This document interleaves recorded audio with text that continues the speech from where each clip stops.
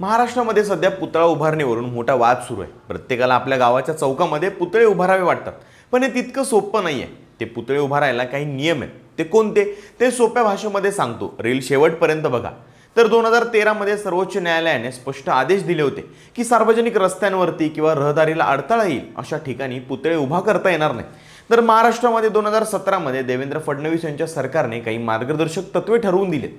त्यानुसार पुतळा बसवण्यासाठी सर्वात आधी जिल्हाधिकाऱ्यांच्या अध्यक्षतेखालील समितीची परवानगी लागते। या समितीमध्ये पोलीस आयुक्त, महानगरपालिका आयुक्त आणि सार्वजनिक बांधकाम विभागाचे तज्ज्ञ असतात। फक्त इच्छा असून चालत नाही, तर ज्या जागेवरती पुतळा बसवायचा आहे त्या जागेचा 7/12 उतारा, मालकी हक्क आणि ती जागा वादात नाहीये ना याचे पुरावे सादर करावे लागतात।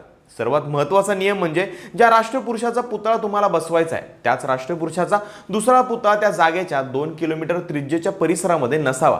पुतळा कोणत्या धातूचा असेल, त्याचं क्ले मॉडेल कसं असेल, याला राज्य कला संचालनालयाची मंजुरी घ्यावी लागते। बरं, एवढंच नाही तर पुतळा उभारणाऱ्या संस्थेला गेल्या 3 वर्षांचा आपला आर्थिक ताळेबंद आणि पुतळ्याच्या देखभालीची तसेच पावित्र्य राखण्याची पूर्ण जबाबदारी घेतल्याचं शपथपत्र सुद्धा द्यावं लागतं। अनेकदा परवानगी मिळायला उशीर होतो, म्हणून विना परवानगी पुतळे बसवले जातात। पण यामुळे कायदा आणि सुव्यवस्थेचा प्रश्न निर्माण होतो। जर विना परवानगी पुतळा बसवला तर जिल्हाधिकाऱ्यांना तो हटवण्याचे आणि संबंधित संस्थेवरती दंडात्मक किंवा कायदेशीर कारवाई करण्याचे पूर्ण अधिकार आहेत। पुतळा एकदा उभा केला की तो हटवणं हे प्रशासनासाठी आणि लोकांसाठी वेदनादायी असतं। म्हणूनच 2017 मध्ये सरकारने ही कडक मार्गदर्शक तत्वे जाहीर केलेत, जेणेकरून आपल्या महापुरुषांचा अवमान टाळता येईल। तुम्हाला शासनाच्या या निर्णयाबद्दल काय वाटतं? कमेंट्स करून नक्की सांगा आणि लगाव बत्तीला फॉलो करायला विसरू नका।